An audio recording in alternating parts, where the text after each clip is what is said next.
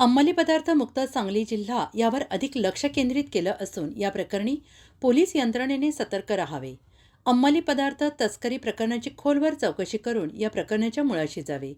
अशा प्रकरणी पोलीस विभागाने कोणतीही हयगय आणि कोणाचीही गय करू नये. दोषींवर कडक कारवाई करावी असे निर्देश राज्याचे उच्च तंत्रशिक्षण संसदीय कार्यमंत्री तथा जिल्ह्याचे पालकमंत्री चंद्रकांत पाटील यांनी आज येथे दिले आहेत. सांगली जिल्ह्यातील कायदा आणि सुव्यवस्थेच्या आढावा बैठकीत ते बोलत होते. पोलीस मुख्यालयातील सभागृहात आयोजित या बैठकीस पोलीस अधीक्षक संदीप घुगे, अप्पर पोलीस अधीक्षक रितू खोकर, पोलीस उपायुक्त गृह दादासाहेब चुडाप्पा, मिरजचे उपविभागीय पोलीस अधिकारी प्रणिल गिल्डा, सांगली शहर विभागाच्या उपविभागीय पोलीस अधिकारी एम विमला, इस्लामपूरचे उपविभागीय पोलीस अधिकारी मंगेश चव्हाण, जतचे उपविभागीय पोलीस अधिकारी सचिन साळुंखे, तासगावचे उपविभागीय पोलीस अधिकारी सचिन थोरबोले उपस्थित होते.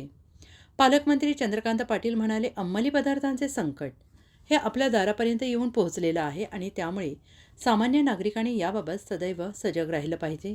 आपल्या मुलांचे भवितव्य सुरक्षित राहण्यासाठी आपल्याला काय करायचे ही वृत्ती न ठेवता अशा प्रकारांनी मिळालेली माहिती पोलीस दलाला वेळीच द्यावी. संबंधितांच्या नावाबाबत गुप्तता पाळली जाईल असंही ते म्हणाले आहेत.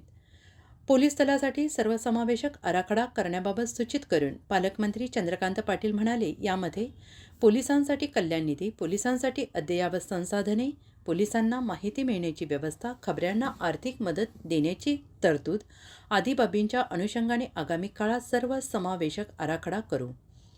चांगले वागणाऱ्यांना वेळी शाबासकी देऊ, चुकीचं वागणाऱ्यांना शासन दिलं पाहिजे असं सांगून पालकमंत्री श्री पाटील यांनी आपल्या प्रत्येक भेटीत पोलीस विभागाच्या प्रत्येकी एका विभागाचा अभ्यासपूर्ण आढावा घेण्याबाबत सूचना दिली आहे. सांगली जिल्ह्याचा पालकमंत्री म्हणून कायदा सुव्यवस्था विषयामध्ये अधिक लक्ष घालताना ड्रग्ज या विषयावर मी खूप कॉन्सन्ट्रेट करणार आहे आणि आश्चर्यकारकरित्या आनंद वाटावा असा पोलीस डिपार्टमेंटचा यातला परफॉर्मन्स खूप चांगला आहे. परवाच विट्याला 30 कोटीचे ड्रग्ज पकडले गेले. मी 2 गोष्टींचं आव्हान तुमच्या माध्यमातून करतो आहे की आपापल्या मुलांना सांभाळा आणि आपल्याला मिळालेली टीप, आपल्याला मिळालेली माहिती पोलीस डिपार्टमेंटला ट्रान्सफर करा.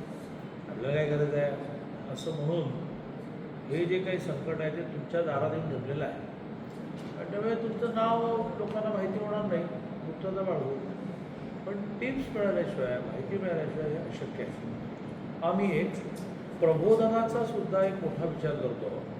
तुमच्या माध्यमातून मी आवाहन करतो की जे ड्रग्ज विषयात प्रबोधनाचं काम करतात त्यांनी SP ला कॉन्टॅक्ट करावा, स्वतःची स्कीम मांडावी की तुम्ही कसं प्रबोधन करणार आहात. त्याचा सगळा खर्च आम्ही करू, नियोजनमधून करू, तर CSRमधून करू.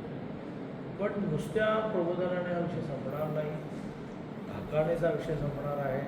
त्यामुळे पोलीस डिपार्टमेंटने या विषयामध्ये कुठलीही हयगय करू नये असं त्यांना मी आवाहन केलं आहे.